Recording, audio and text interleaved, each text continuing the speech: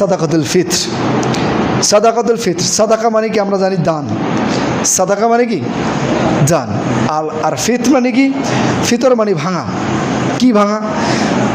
দীর্ঘ একটা মাস সিয়াম পালন করার পর, আল্লাহ তাআলার আদেশে দীর্ঘ একটি মাস সিয়াম পালন করার পর আবার আল্লাহ তাআলার আদেশে এই সংখ্যা পূর্ণ হয়ে গেলে যখন ভাঙতে হবে, তখন ভাঙার পরে তার ভিতরে যে একটা আনন্দ, সেই আনন্দের মাধ্যমে তার আনন্দের সাথে সকলকে একত্রিত করা, গরিব দুঃখী মিসকিন যারা আছে তাদেরকে একত্রিত করে এই আনন্দের সাথে, সম্পৃক্ত করে আনন্দের সাথে, এর উদ্দেশ্যেই সাদাকাতুল ফিতর। এই সাদাকাতুল ফিতর আল্লাহ রাসূল সাল্লাল্লাহু আলাইহি সাল্লামের পক্ষ থেকে ফরজ করা হয়েছে।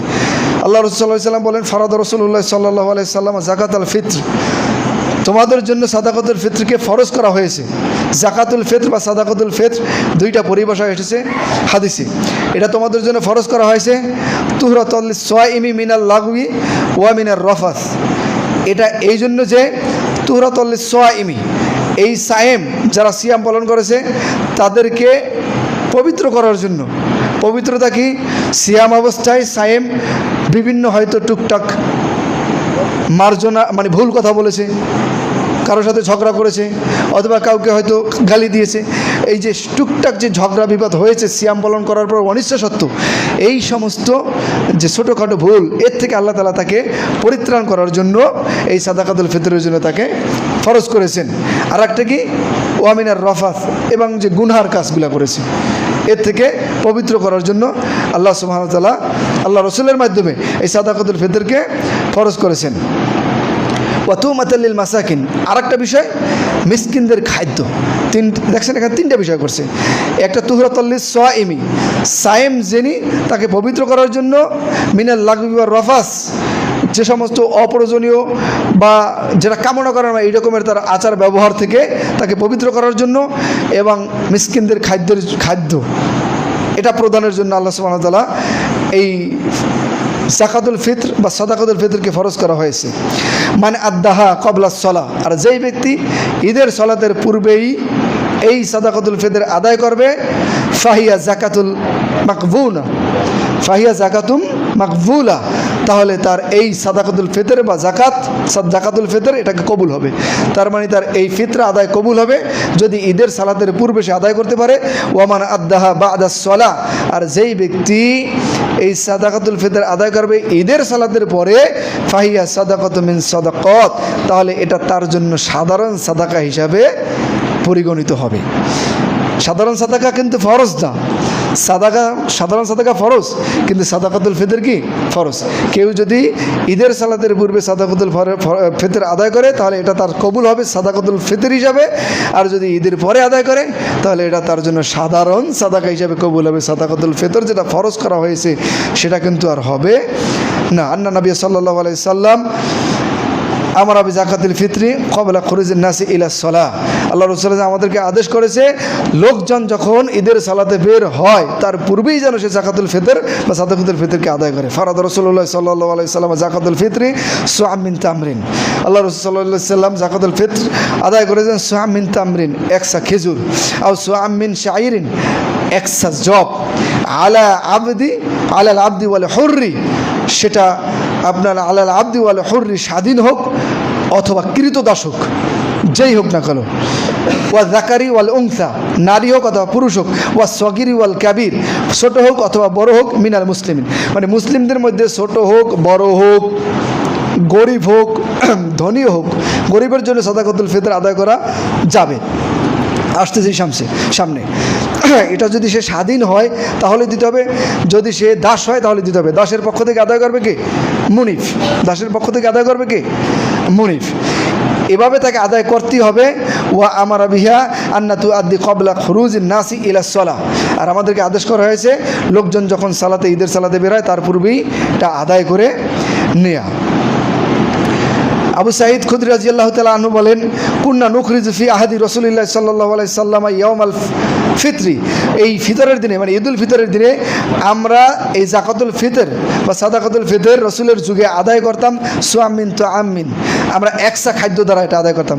সুআম মিন তুআমিন, একসা খাদ্যদ্রব্য দ্বারা আমরা এটাকে আদায় করতাম। ওয়াকালা আবু সাঈদ, এরপর আবু সাঈদ রাদিয়াল্লাহু তাআলা আনহু তিনি বলেন, ওই সময় আমাদের খাদ্যদ্রব্য ছিল ওয়াকানা তুআমানা, আমাদের খাদ্যদ্রব্য ছিল আশ-শাঈর, আমাদের খাদ্যদ্রব্য ছিল জব, আজ-জাবিব কিসমিস, ওয়াল আকিত পনির, এটা দুধ থেকে তৈরি একটা খাদ্য, যেটাকে বলা হয় দধিকে শুকানোর পরে একটা খাদ্য তৈরি হয় এরকমের কিছু। ওয়াচ্চাম্র এবং খেজুর। তাহলে কয়টা খাদ্যদ্রব্য ছিল তখন, যখন আল্লাহ রাসূল সাল্লাল্লাহু আলাইহি ওয়াসাল্লাম এই সাদাকাতুল ফিতরকে ফরজ করেছেন তখন প্রধান খাদ্যদ্রব্য ছিল কয়টা? 4টা।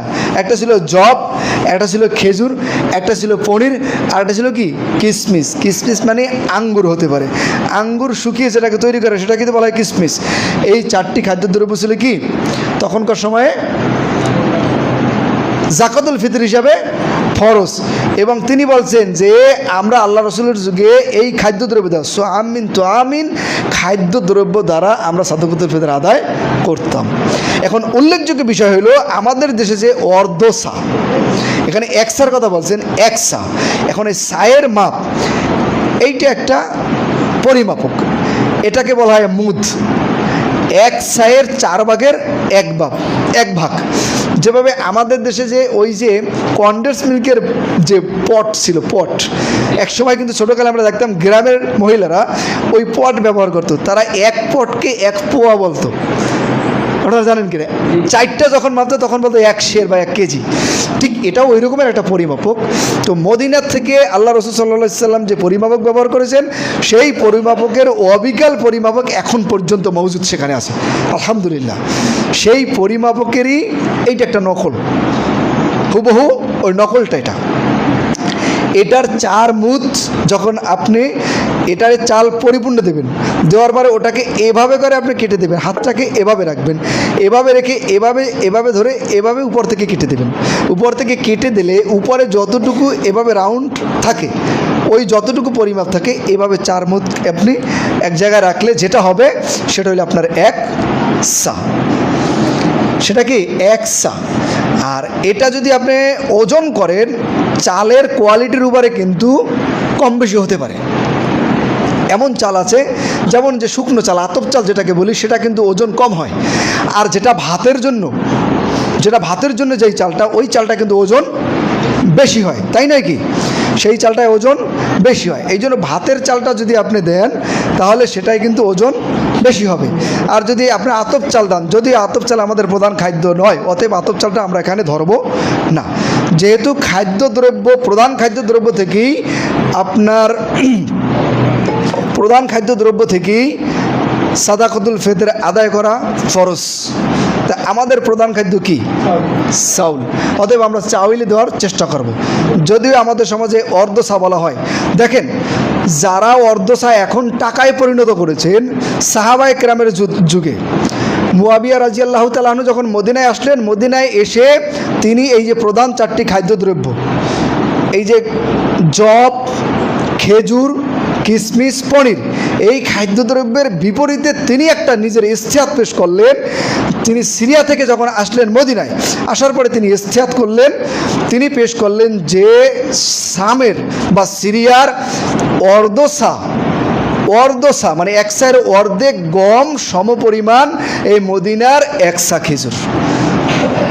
এটা তার কি ছিল? ইস্তেহাদ। আর আল্লাহ রসুলের হাদিস ছিল কি? আমরা 1 সা খাদ্যদ্রব্য দিতাম। যখন এই অর্ধসার কথা বললেন মুয়াবিয়া রাদিয়াল্লাহু তাআলার ইস্তেহাদ, সঙ্গে সঙ্গে আবু সাঈদ খুদরি রাদিয়াল্লাহু তাআলা তিনি প্রতিবাদ করলেন যে না, আমরা আল্লাহ রসুল সাল্লাল্লাহু আলাইহি সাল্লামের যুগে যেইভাবে 1 সাই আদায় করতাম এই খাদ্যদ্রব্য থেকে, এই আমাদের প্রধান খাদ্যদ্রব্য থেকে, আমরা যতদিন জীবিত থাকব ততদিন পর্যন্ত 1 সাই দিয়ে যাব। মুয়াবিয়া রাদিয়াল্লাহু তাআলা ইস্তেহাদ করেছেন, তার ইস্তেহাদকে মানলেন না কারা? আবু সাঈদ খুদরি সহ প্রমুখ অন্য সাহাবী। তার মানে তার ইস্তেহাদ তখনই কিন্তু ইখতিলাফে পরিণত হয়ে গেছে। তার ইজতিহাদ তখনই কি ইখতিলাফে সাথে সাথে ওই বইটাকে ইখতিলাফে পরিণত হয়ে গেছে। তো আমাদের ইখতিলাফের কি দরকার? সাহাবায়ে কেরাম যেই বিষয়ে ইখতিলাফ করেছেন আমরা সেই বিষয়ে আমরা প্রাধান্য দেব স্বয়ং আল্লাহ রাসূল সাল্লাল্লাহু আলাইহি ওয়াসাল্লাম থেকে যেটা এসেছে ওইটাকে প্রাধান্য দেওয়ার জন্য, তাই নয় কি? এটাই উচিত হওয়া নাকি? যদিও মুয়াবিয়া রাদিয়াল্লাহু তাআলা আনহু ইখতিলাফ ইজতিহাদ করার মতো যোগ্যতা রাখেন, কারণ তিনি একজন ফকিহ ছিলেন, তিনি একজন খলিফা ছিলেন, কিন্তু তারপরেও তার ইজতিহাদকে আবু সাঈদ খুদরি সহ অন্যান্য আরও সাহাবী তারা এটাকে মানেননি। কিন্তু দুঃখজনক ব্যাপার যে যদিও তারা মুয়াবিয়া রাদিয়াল্লাহু তাআলা আনহুর এই ইখতিলাফি ইজতিহাদি এই মাসালাটাকে গ্রহণ করে নিয়েছেন হয়তো তাদের সুবিধার জন্য, কিন্তু দুঃখজনক ব্যাপার হইল সেটা মুয়াবিয়া রাদিয়াল্লাহু তাআলা আনহু যেই ইখতিলাফ করেছেন সেই ইখতিলাফও কিন্তু এই সাদাকাতুল ফিতর অর্থে পরিণত হয় নাই, টাকায় পরিণত হয় নাই। এটা কি আপনারা ক্লিয়ার তো? বুঝতে পারছেন কিনা? আপনাদের দেশে যেটা করা হয় টাকায় পরিণত করে, মুয়াবিয়া রাদিয়াল্লাহু তাআলা আনহু তিনি ইখতিলাফ করলেও তিনি বুঝিয়েছেন যে সিরিয়ার অর্ধসা গমের যে মূল্য ঠিক মদিনার একসা খেজুরের সেম মূল্য। এই ইজতিহাদে তিনি অর্ধসাকে প্রাধান্য দিয়েছেন, যদিও তার এই কথাকে কেউ মেনে নিয়েছিলেন ওই সময় মদিনাতেও। কিন্তু আমাদের দেশে কি হচ্ছে? আমাদের দেশে সেটা টাকায় পরিণত করে নিয়েছে। ফিতরা টাকায় আদায় করা সুন্নাত নয়, আমরা সুন্নাতের অনুসরণ করব। লাকাদ কানা লাকুম ফি রাসূলিল্লাহি উসওয়াতুন হাসানা, এই জায়গায় আমাদের কোনো আর যুক্তি তর্ক আর কোনো কিছুর দরকার নেই। আছে? আমরা কি পারি না আমাদের প্রধান খাদ্যদ্রব্য থেকে, যদি এই খাদ্য ধরেন উত্তর মেরুতে গোস্ত তাদের প্রধান খাদ্য, তাদের সুন্নাত হওয়া উচিত, তাদের জন্য এটাই উচিত তারা গোস্ত থেকে মানুষের খাদ্যদ্রব্য দেবে। তো আমাতাল্লিল মাসাকিন, মিসকিনদের খাদ্যদ্রব্য হিসেবে। তা মিসকিনদের জন্য কি প্রয়োজন? কোন খাদ্য প্রয়োজন? মিসকিনদের বেশি প্রয়োজন প্রধান খাদ্য, যা খেয়ে তিনি জীবিকা নির্বাহ করেন। তার জন্য তার কোরমা পোলাও তো তার জন্য জীবিকা না, কোরমা পোলাও ধনীদের জন্য জীবিকা না। কোরমা পোলাও কোন ধনী প্রতিদিন খায়? খায় মৌলিক খাদ্যদ্রব্য, প্রধান খাদ্যদ্রব্য ভাত, ডাল, মাছ, এটাই সে বেশি গ্রহণ করে। তা আমাদের জন্য এই সাদাকাতুল ফিতর হিসাবে প্রধান খাদ্যদ্রব্য দেওয়াই সুন্নাত। আমরা বলবো না ওটা বেদাত, ওটা বেদাত, ওটা বেদাত, এভাবে বলবো না। আমি বলবো আপনি কেন সুন্নাত থেকে আমাদেরকে মাহরুম করতে চান? আল্লাহ রসুল থেকে সুন্নাত থেকে আমরা কেন ফিরে গিয়ে কোনো ইজতিহাদকে গ্রহণ করবো যেখানে সুন্নাত স্পষ্ট? যদি অস্পষ্ট থাকতো আমরা আপনার একটা ইজতিহাদকে মানতে পারতাম, এটা তো স্পষ্ট।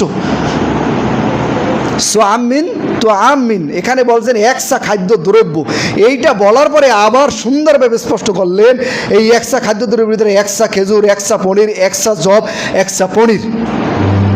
এটা বলার কি প্রয়োজন ছিল? প্রধান খাদ্যদ্রব্য থেকে এটা আদায় করার জন্য আপনারা যদি আদায় করতে চান তাহলে 2 দিন আগে, ঈদের নামাজের 2 দিন আগে দেওয়া যায়। যদিও আমাদের এখানে একটা বিষয়, সেটা আরবি মাস 29 অথবা 30 দিনে হয়ে থাকে। যদি সেটা 30 দিনে হয় তো আমরা 28 রমজানে দিতে পারি, যদি সেটা 29 দিনে হয় আমরা 27 রমজান দিতে পারি। এখানে সতর্কতা বিষয়ক, সতর্কতামূলক যে কথাটা সেটা হলো এই, যদি আরবি মাস 29 দিনে না হয় 30 দিনই হয়, আর আমাদের গণনাটা যদি 29 দিনে হয় তাহলে কিন্তু আমরা 1 দিন আগে দিলাম। তাহলে আল্লাহ রসুলের কথা হলো যে 1 অথবা 2 দিন আগে দেওয়া যায়। তাহলে আমরা যদি 29 হিসাব করি তাহলে 3 দিন হয়ে যায় না আগে?